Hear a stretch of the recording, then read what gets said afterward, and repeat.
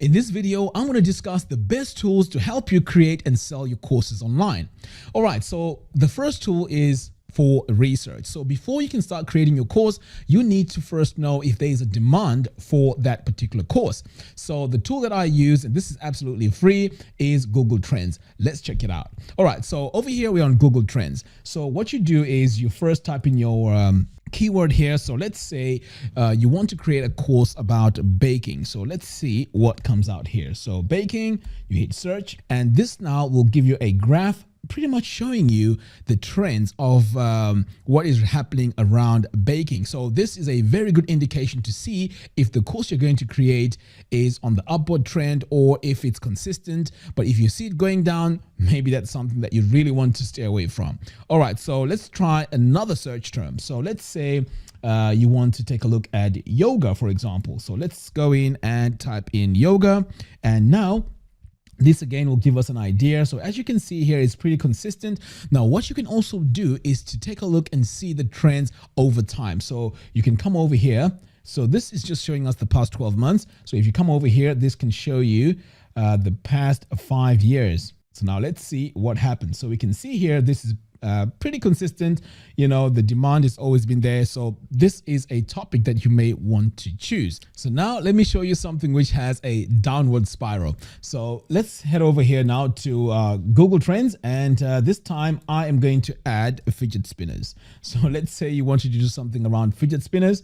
You can see here, in fact, you know what, let's get rid of these here.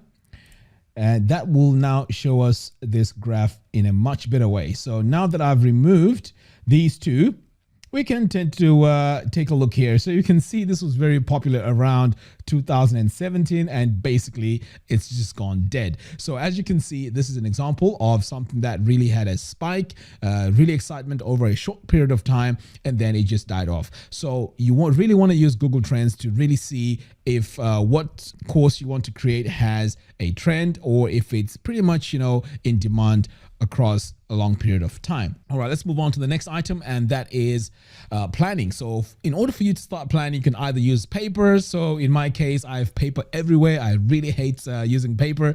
So what I use is a program called Asana. So it looks kind of like this. It helps you, you know, pretty much put some deadlines. You can list all your tasks that you want to do, assign these tasks to your team members, and so on. It's very easy to use. You can use this in a to-do list, for example. You can also have this in a list format. And let's say you want to assign this to someone in your team. You can just click on it.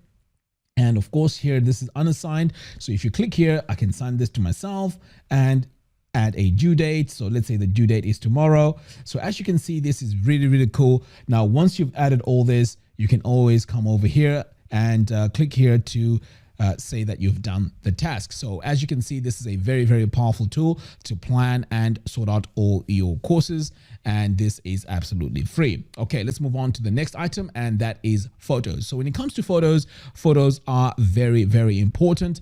And sometimes it's quite difficult for us to go out there, take really nice pictures to add onto our course, or even onto our website that we are creating. So there are several places you can go online, but my favorite ones are unsplash.com. So let me just show you what it looks like. So over here, I'm on unsplash.com.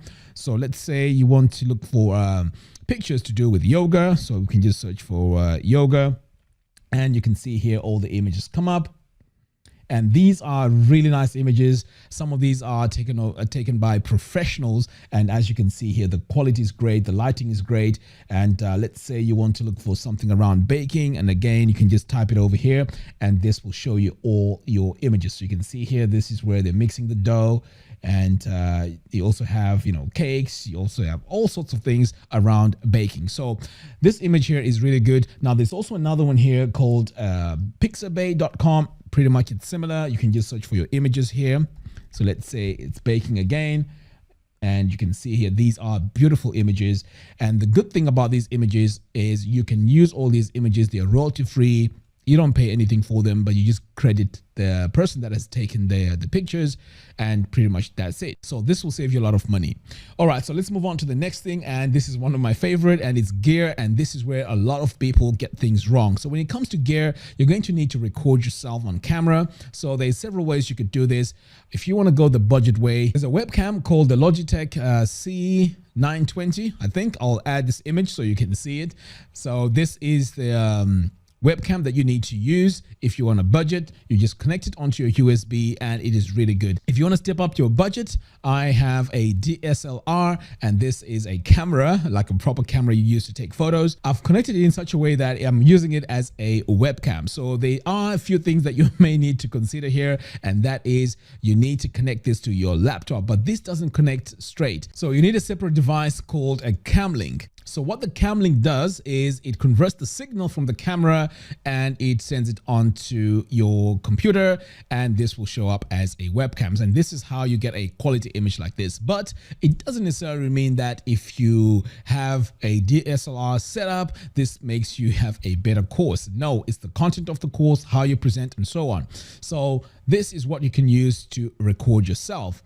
Now, this also needs good lighting. So my tip for that is find a window that you can go to, and this will act as your main light source. Do not use your normal lights that you have in the house. You want to buy professional lights. I'll add a link to that in the video description below. Or you can just use natural light. Just go next to a window and make sure you have like a lace curtain just to diffuse the light, and that will look really nice on your face. So now that we've discussed the cameras that you need, which are the webcam and the DSLR camera, let's move on to the next item. And this is also very important, and this is the audio. You want to make sure you record your audio in a nice, really clean way. So there's also two ways to do this. There are microphones called USB microphones, and these are quite inexpensive. So there's the Blue Yeti. The Blue Yeti is also fantastic because all you need to do is to connect it straight to your laptop or your computer, and that is all you need. It works, and it is a really, really good microphone. I use it for quite a long time, and you may be saying, well, Mac, you love the Blue Yeti. Why do you use the Shure SM7B? Now, the reason why I use this is because honestly, I'm just crazy overboard when it comes to gear. I want to get the latest, gear, and that's a problem that I have, which I'm definitely working on. But you can really record nice tutorials, nice courses with the Blue Yeti. So there are also other several microphones that I could recommend, but that one is very, very popular and is very, very strong. Okay, so let's say you want a more advanced setup like what I have right now. Well, with this setup, this microphone needs to go through a mixer to then connect to your computer. So this is a bit more expensive because the mixer has to carry the signal from here into the mixer and then into your laptop. So I'll also include all that in the video description below. But if you're on a budget and you just want to get up and running fast, you're good to go pretty much with a Blue Yeti. All right, so let's move on to the next part, and this is the hosting. How do you want to host your course now that you've created it? So there's several ways. There are marketplaces like Udemy, so you can upload your course to Udemy or Skillshare. Now, these platforms are okay, but I'm not a fan of them because they determine how much they are going to charge for your course. So you don't have a say in the price. So this is why I don't really like them. But in your case, if you want to do it that way, I mean, it's up to you, but that's an option. So the second option are self-hosting platforms. Let's take a look at them. All right, so the first option here is Teachable. So Teachable, they will host your course for you. But again, I mean, I'm pretty sure you've heard me talk about this. I'm not really a fan of self-hosting services. I prefer to host my course myself, but I will show you, pretty much what you need to do to host your courses with these companies. So Teachable here, let's go to the pricing. So the pricing here looks like this. So for a basic, and this is your first online course, it's $29. And this is a monthly bill. And then over here, we also have the Pro, and this is the popular plan, and this one costs $99 per month. And then over here, we have the business. Now we can always come over here and see what else they have here. So they have a 5% transaction fee on top of your $29 that you pay per month. And this is to take your payments. But if you choose the $99 per month, then there's no transaction fees. But in terms of design itself, you're limited to how you want your landing pages to look and how you want your checkout pages to look. So it is easy this way and pay just $99 per month. But to be honest, you are losing quite a lot of features in terms of design, and also if you wanted to add any extra items onto your platform. All right, so the next company is Thinkific. All right, so over here, this is the Thinkific. I always mess it up every time I try to pronounce it. Okay, so here, let's go to the pricing. So it's pretty much the same as Teachable. So here on the pricing, again, they have an annual and a monthly. So let's head over here to our monthly. So this one here is a bit different. They start the basic at $49 per month. And then the most popular here is $99 per month. So it's pretty much similar. And then this is what you get. So over here, you can see you have unlimited courses and students and coupons and everything. But again, you are going to be very, very limited when it comes to the design, the landing pages. Even if you want to do your upsells and downsells, you are basically going to be very, very limited. Now, let's move on to my favorite when it comes to hosting your online courses, and that is to host them on WordPress. Now, this is a bit tricky because you need to have a bit of know-how when it comes to setting up your course this way. So you're going to need WordPress, you're going to need LearnDash. So LearnDash is your learning management system. This is what's going to control all your courses and so on. You also need a membership plugin that pretty much controls access to these courses.